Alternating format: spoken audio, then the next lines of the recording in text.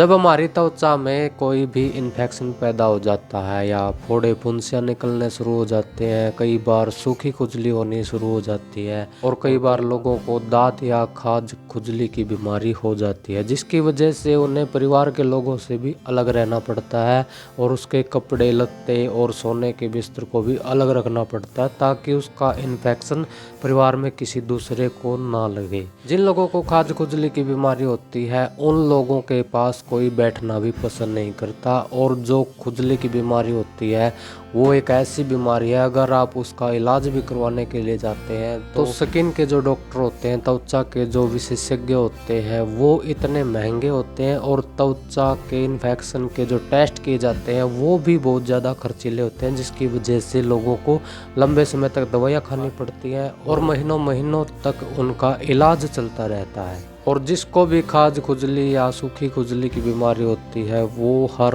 वक्त खुजली के ऊपर ही उसका ध्यान रहता है, और जब भी वो किसी के पास जाता है या किसी के पास बैठता है लोग उससे दूरियां बनाना शुरू कर देते हैं। इसकी वजह से उसके मान सम्मान में भी हानि होती है। तो अगर किसी को त्वचा के रोग हो जाए तो उसको बिल्कुल आसान तरीके से और बिल्कुल सस्ती दवाई से आप ठीक कर सकते हैं, वो भी घरेलू नुस्खे के साथ। और जो त्वचा के रोगों में दवाई का काम करता है वो चीज़ है नीम। नीम एक ऐसा वृक्ष है जो पूरे संसार में कल्प वृक्ष की भूमिका निभाता है। अगर हम नीम को कल्प वृक्ष कहें तो कोई भी अचंभा नहीं है। तो त्वचा के रोगों में नीम को हम कैसे प्रयोग करें, ये जानकारी प्राप्त करने से पहले चैनल को सब्सक्राइब और वीडियो को लाइक जरूर कर ले ताकि स्वास्थ्य से संबंधित जानकारी आपको सबसे पहले मिल सके। सबसे पहले बात करते हैं हम फोड़े और फुंसियों के बारे में। जब फोड़े या फुंसियाँ हो जाती हैं तो उनके ऊपर जो दवाई लगाई जाती है, जो मलहम लगाई जाती है, उसको हम नीम से कैसे तैयार करते हैं। उसके लिए आपको नीम की छाल को लेना है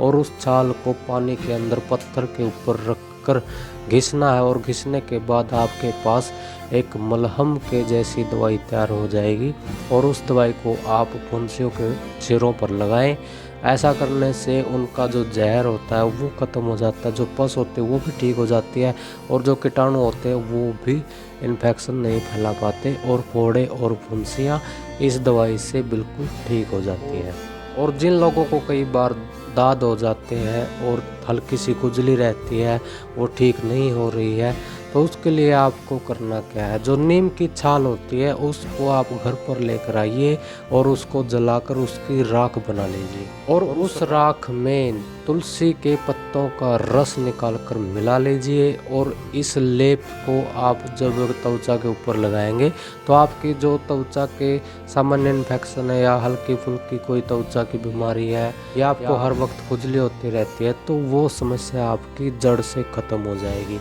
ये आपके पास एक ऐसी दवाई तैयार हो जाएगी जो बहुत से स्किन इन्फेक्शन में, कई तरह की स्किन की बीमारियों में लाभदायक होगी और आपको